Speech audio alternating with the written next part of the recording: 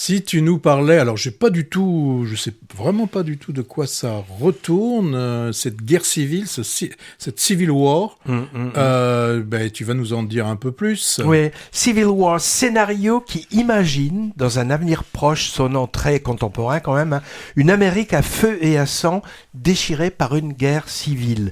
Californie et Texas font sécession, on suppose avec des agendas politiques différents, et sont en lutte armée contre les forces fédérales officielles, avec au travers de tout ça des milices rebelles pas forcément bien identifiées.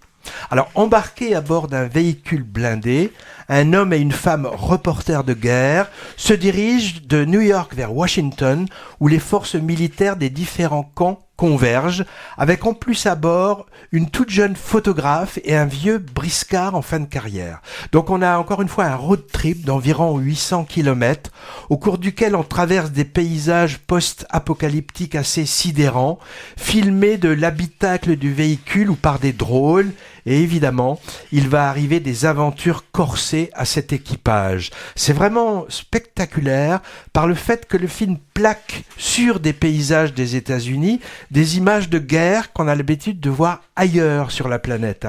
Les Américains ont cette capacité incroyable à mettre en scène leur histoire et leur peur dans des fictions cinématographiques en particulier, comme pour les exorciser. Et ce film est évidemment une métaphore de l'état de l'Amérique actuelle, avec le bouchon poussé très loin sur les fractures idéologiques qui la déchirent entre pro-Trump et anti-Trump par exemple. Alors, on peut pas s'empêcher de penser, c'est vrai, à l'attaque armée du Capitole, il y a 3 ou 4 ans, et on peut voir ça comme une sorte d'avertissement finalement qui fait assez froid dans le dos.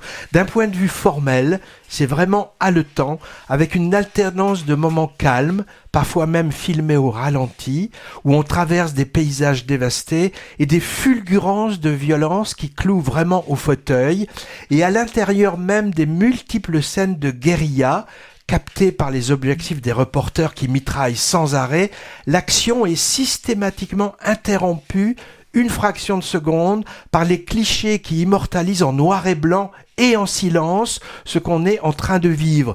Donc c'est un dispositif filmique systématique qui est vraiment efficace. On a un yo-yo émotionnel permanent, parfaitement étudié, qui fait son effet sur le spectateur. Attention, âme sensible, on y voit beaucoup de cadavres filmés crûment. On pourrait même reprocher une certaine complaisance avec ces images devant lesquelles on a envie de détourner le regard. Souvent, dans les films d'action américains, la violence est déréalisée. Les victimes sont des figurines sur lesquelles la caméra ne s'attarde pas. Pas ici. On voit très graphiquement le résultat des conflits armée. À vrai dire, moi je m'attendais pas à ça. Je pensais aller voir un blockbuster guerrier avec héros sauveurs de l'Amérique et donc du monde, comme on en a eu beaucoup. Je pense au hasard à Independence Day de Roland Emmerich par exemple. Alors c'est un peu ce que laissait présager la bande-annonce, mais en fait on est loin de ça. Même si c'est choc et violent, le propos est nettement plus intéressant et politique. J'y suis allé pour au moins 2 raisons. D'abord le sujet qui m'intriguait, et c'est toujours intéressant de voir comment le cinéma d'action s'empare de l'actualité pour faire de la politique fiction. Et puis aussi pour l'actrice principale envers qui j'ai un faible, c'est Kristen Dunst qui interprète la journaliste de terrain embedded comme on dit. Je l'avais un peu perdu de vue. Elle est vraiment très juste dans ce rôle de journaliste qui va se trouver perturbé par son travail de documenter l'horreur.